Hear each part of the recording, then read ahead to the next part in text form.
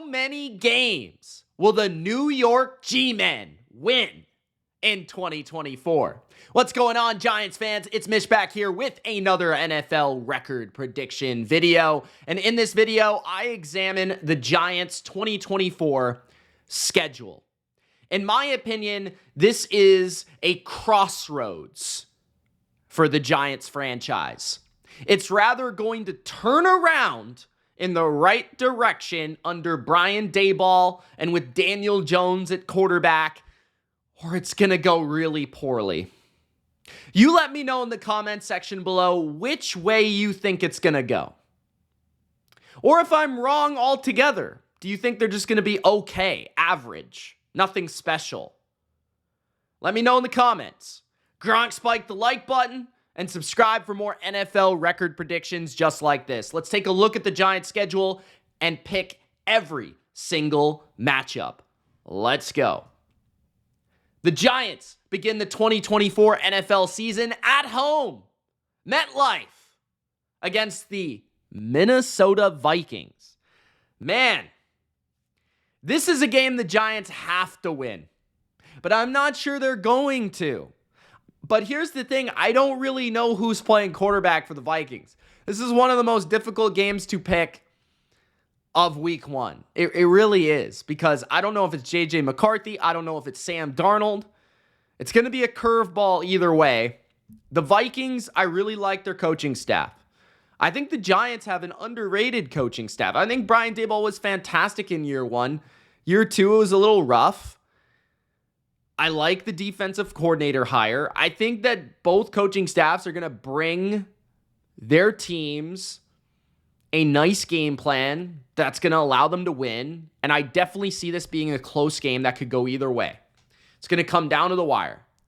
The one thing I'm worried about with the Giants is Brian Flores. That's the one thing I'm worried about. Because Brian Daboll, of course, is a Patriot guy once upon a time. Brian Flores is a Patriot guy once upon a time. Flores is really aggressive. He loves to blitz, and he loves to pressure opposing quarterbacks. I don't love Daniel Jones under that environment. I really don't. Malik Neighbors is going to have to be a stud from day one. Will he be? I think he could be, right? The Vikings, though, they've got studs already. We know this. Justin Jefferson, TJ Hawkinson, Jordan Addison, Aaron Jones. They're going to show up. The Vikings have a better offensive line than the Giants. They have better weapons than the Giants. They probably have aspects of their defense that are better, although I think the Giants have a really strong pass rush. So it kind of depends on the quarterback play in this game for the Vikings. If it's not terrible, I think the Vikings win. But I feel like if it is not great and it doesn't really matter how many weapons they have and they're on the road, right? Maybe the G-Men fans, you guys can step up for this game. Be loud, get in the head, especially if it's the rookie. But then you've got Sam Darnold returning to New York. This game is actually really interesting. So I've got the Vikings. I just like O'Connell and Flores a lot. And I like their skill talent. And I think their offensive line is more certain. And I think the Giants did improve in that area. I just don't know if I can count on it in week one. Like last year, week one, their offensive line was a complete joke. Like, it was a joke. So I'm leaning Vikings, but the Giants could definitely win that game. Now, in week two, I think New York will probably find a way to beat the Commanders in this game. The reason is I think the Commanders obviously adjusting to new coaching offensively, defensively, rookie quarterback with Jaden Daniels, not a good offensive line against the Giants front seven. That is probably the strongest area of their team now with Brian Burns added to the mix. So I like the Giants in that game. Now, maybe later on, I don't think the Giants are good enough to sweep the Commanders. So I do kind of feel like later on when the Commanders' offense, defense, their scheme is figured out, right? They understand what they're doing. The offensive line gains rapport. Jaden Daniels has NFL experience. Maybe then the Commanders can knock them off later in the year. But I like the Giants in the first matchup. Week 3, I got to go with Cleveland. That defensive line at home at the dog pound against the Giants offense, that's trouble. Week 4, I got to go with Dallas because they've dominated the Giants as of late, even though it's a Thursday night, short week for Dallas, having to travel to New York. If there is a game that the Giants could beat the Cowboys, it's this game at home.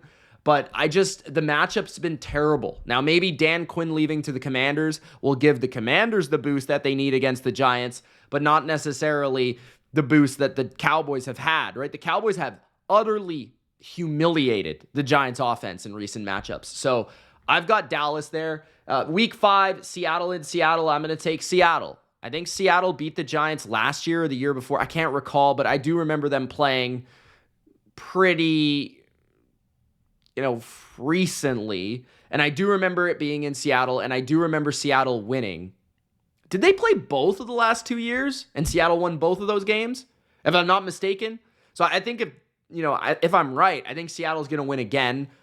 Obviously, the 12th man is a big deal, especially against a lackluster offensive line like the Giants. I don't think the Giants would really be able to run the ball in Seattle, given their interior defensive line is strong. I think that Mike Macdonald's a really good coach. I think he's going to make a huge difference on the Seahawks defense. And I remember the Seahawks sacking the Giants like a million times in that game the last time they played. And then offensively, Seattle's got a lot of weapons that can exploit a weak Giants secondary. So I don't like that matchup. Same reason I don't like the matchup against Cincinnati. It's Joe Burrow, Jamar Chase, T. Higgins against that secondary.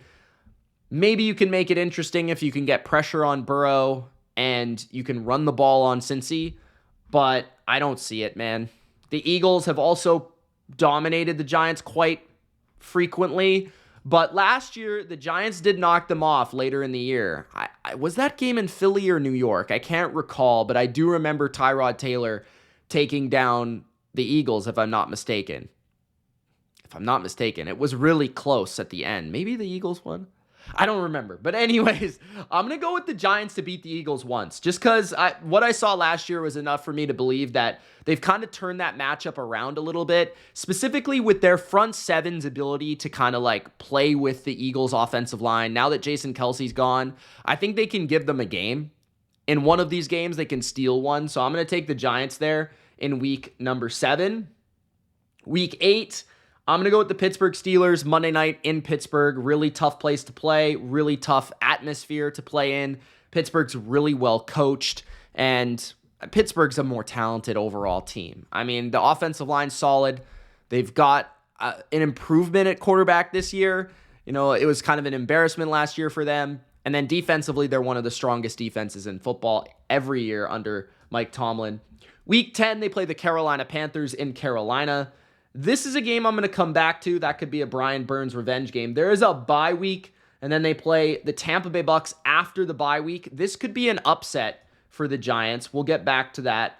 Week 13, the Giants play at Dallas. Again, I'm just not going to pick the Giants against Dallas. It's just not a good matchup in terms of Dallas's pass rush, in terms of Dallas's passing game against the Giants. It's just not a good matchup. Week 14, they play the Saints. The Giants could win this game, especially, with the Saints outdoors, Derek Carr outdoors in New York. If it's cold, if Daniel Jones is still healthy, the Giants could potentially win that game.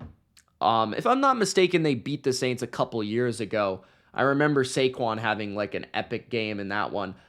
Week 15, they play the Ravens. That's a loss. Week 16, they play in Atlanta. I think that's a loss. It's a tough game. Kirk Cousins leading the way for the Falcons. I think will be hitting their stride later in the year, especially in the Dome in Atlanta. Tough place.